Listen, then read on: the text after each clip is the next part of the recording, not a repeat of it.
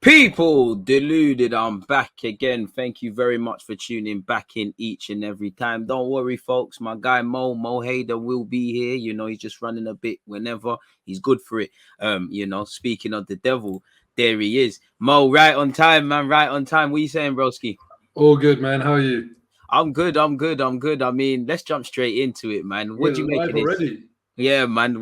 First thing I want to ask you, Bruno Guimaraes seems to be going to Newcastle, and obviously the Vlahovic thing. Well, look, I view the two very differently.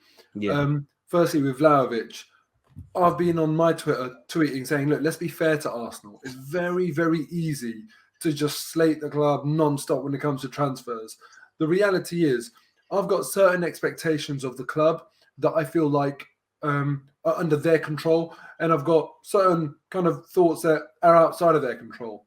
Facts. Look, it's simple as, for me, I just want the club to act like a ambitious big club, use the resources we've got available, put the money down on the table, put it there nice and early, no messing around with plus a pound offers, that sort of thing. And I think that they've done that with Vlahovic.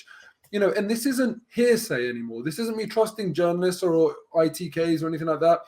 I've read an interview that I think his name is Baroni, managing director of Fiorentina, did with Italian newspaper, where he speaks about a super offer from Arsenal. And basically, the reality is that the agent and the player haven't communicated. So they've been kept in the dark. And there's nothing we can really do about that. Arsenal put the offer on the table. Fiorentina are happy with it. The managing director saying, I just want to know what he wants to do. So I understand that maybe you can try and convince a player and do certain things to convince a player, but some players can't be convinced. I'm sure we've offered him good money. I'm not going to start speculating and assume that we haven't, because if we've offered, the 70-odd million, we definitely offered him better wages. I'd say that, really. Definitely earned more competitive wages with us, 100%. Yeah, so the fact of the matter is, I think Arsenal have done everything that they can. And I think we, as Arsenal fans, just have to kind of like take it on the chin a little bit. It's not nice to hear that a player doesn't want to join your club, but we don't have Champions League football. We don't have a manager with like a worldwide reputation yet. Hopefully he'll get there one day. We don't have sort of a guarantee of Champions League football coming up either. It's very much in the balance. And we've had 2 8th-place finishes previously. Not only that, I think, when he looks at if I was a player looking at the team, I'd be thinking, it's not like got bags of harmony either. Aubameyang, Guendouzi, there's a lot of reasons why I can understand that Vlahovic doesn't want to join Arsenal. And then also maybe he just doesn't want to leave Italy. He might have, I don't know, he's got kids. I don't know. He's could have spoken to Torreira about not only life at Arsenal, but life in Italy. I mean, life away from Italy as well. That's a great point. I haven't thought of that. He's got such a good person to speak to at his own club right now. So, I think I don't blame Arsenal for this one. I think where people are a little bit frustrated with the Vlahovic thing is that, okay, fine, you've been chasing him, you've done all the right things, but what have you been doing in the background in terms of, an insurance policy? Now, that's the problem. Yeah, 100. Yeah, we don't know whether Arsenal have or haven't been doing anything there. It remains to be seen. Clearly, if they pull something out of the bag now, then you'd imagine that that's because they've done some legwork in the background prior to this. But also, it's hard to really approach a player where basically he's seeing about these reports in the media about Vlahovic, thinking, I'm just a second choice. It's not how you really charm a player either. So it's very difficult. I don't put much blame on Arsenal for Vlahovic. Bruno Guimaraes, on the other hand. To be fair, as we've just been speaking, bro, apparently Leon have come out and denied that there's actually an agreement with Newcastle. So I don't know if that's another spanner in the works. I think the moves happens, but I cut you off. Take it away on Bruno, man. Yeah, listen, on Bruno, I started off the Vlahovic conversation by saying that I had read myself reports from a top exec from Fiorentina in an Italian newspaper. These are quite good. That's quite a good horse's mouth sort of stuff. Yeah. It's quite concrete. With Guimaraes, I find it hard to start slating the club based on rumours, because 99% of the rumours you hear is all just nonsense. I don't care if it's David Ornstein. I don't care if it's Fabrizio Romano. They have been wrong before. They will be wrong again. I think it was Ornstein with Jamie Vardy who got it wrong. So it happens. And let me tell you something as well. Clubs leak information, and they are basically, when you're leaking information,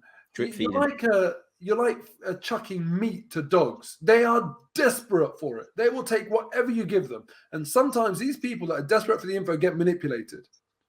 So sometimes it's all coordinated. That's a fantastic point you just said, and that's why for me, especially with this Vlahovic thing, I tried to urge when speaking about it, caution. It's like maybe he does want to come, he doesn't want to come. Fiorentina are saying this, Arsenal are saying that. Until he comes out, like you said, with the president or Arsenal, we don't know actually what's going on. And there's an air of silence. Arteta and Edu, they're not going to come out and say, well, that report's right, that one isn't. They're doing whatever they're doing. That's my issue. My biggest issue with the Vlahovic thing is he didn't want to join. It's not that he didn't want to join, but it's like I didn't buy the whole his agents aren't contactable because his agent probably has other clients. You know, we've been trying to get him since October, as ambitious as it is and everything we've put on the table. At the end of the day, it wasn't our sort of movie. So cynics might say, are we going for players that we know once again we have no choice? As you said, a great point. You know, we needed a backup plan. In the summer, it looked like Tammy Abraham or Martinez. This month, it's been someone else every week. Now, we knew striking was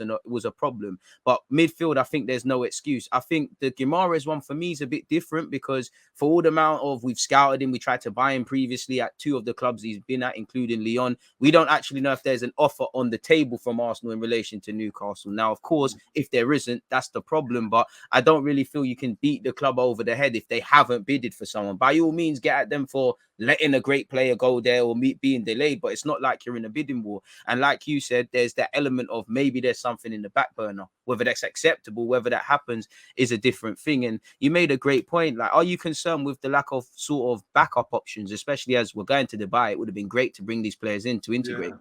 Yeah, I am concerned. But the thing is, when we say lack of backup options, we don't know whether that's the case or not because they might be working on something right now. It could be imminent. And also you can't release everything publicly. So I just hope that there have been. And when people have that criticism that look, it's good chasing Vlahovic and putting money on the table, but you also have to have that contingency plan. That's a very valid point. But you know, I hope that the club do. And also the point that I make is that I had zero faith in Edu, Mikel, Vinay in the summer transfer window, and they did well. So they have got some, let's say, patience from me and some credit where due. For some credit, Facts. So hopefully they won't go and undo loads of hard work. I didn't think we'd be in contention for top 4.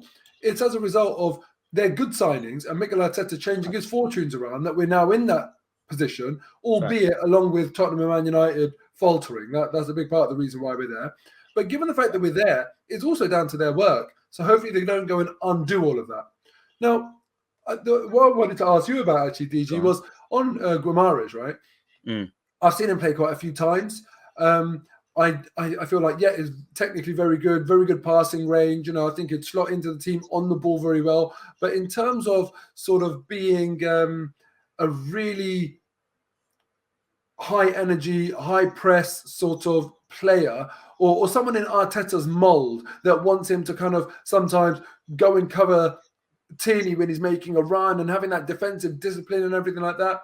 Is he really that sort of player? I think it's important to Arteta that he gets the perfect type of player. And I haven't seen Guimaraes enough when he's up against it, because Lyon are one of the better teams in France, for me to think, or know, I should say, that he's definitely Arteta's guy. So maybe we're not going to bid for him. I don't know. That's true. But that's where I'm a bit different, because it's like I look at someone like Yuri Telemans when I get beyond the hype, like to counter your point about the defensive aspect. I don't think there's a snowball chance in hell that Telemans is better defensively than Guimaraes, because I look at his metrics, he's quite up there for tackles and covering ground. So for me, it was almost like, together with the fact of we've publicly chased this player, there has to be something in the back burner, because it always feels like we like a player, we monitor a player, and whether it was Hour before or someone like now, when it feels like you have a real chance of whether it's exploiting Lyon's financial situation or a free hit, we don't get it done. But you made a great point, and that's for me the byproduct of these players that we're being linked with. Whether I agree with someone like Dominic Calvert-Lewin, I think he'd be a good player, but I'm not convinced as long as Arteta, rightly or wrongly, if he ties into what you want to do, because I feel we've seen with Aubameyang and Lacazette, there's little bits and pieces they want to take. He would like to take and make them a complete player, but neither really convince him. And I'm kind of tired of when we sign players and then we try and figure it out after. We'll move him elsewhere, try different things and things like that. So I don't understand why we're not on for Bruno Guimaraes as well. Yeah. On top of that, the Brazilian bias. Edu must know him. And I've been a bit disappointed in Edu. I know it's difficult to bring in Brazilian players, but you look at Patricio, whatever his name is, over at Spurs, they're linked with Italian-based players or Italian nationals. I don't really see the blueprint of what we're doing. Yeah, I mean, and I have to say, I want Guimaraes. I really do. I think he'll be a fantastic signing, you know. Who else will be linked with? I can't remember who it was this window. Arthur Melo. That's it. Arthur, of course, yeah. Yeah, where do you stand on that as well, man? Because that looked like it was happening. Guimaraes is playing week in, week out. Arthur isn't. You know, I think he's had 12 appearances all season. That's a big, big thing for me in the January transfer window. Thanks. Maybe we're lucky enough to have that 17-day break, but, you know, in summer, that's fine. You can do all your preseason fitness and get someone really up to speed because you're coming in at the business end of the season. You need a plug-and-play solution, right? I'm not sure Arthur would be that, but I'd rather sign Arthur than no one.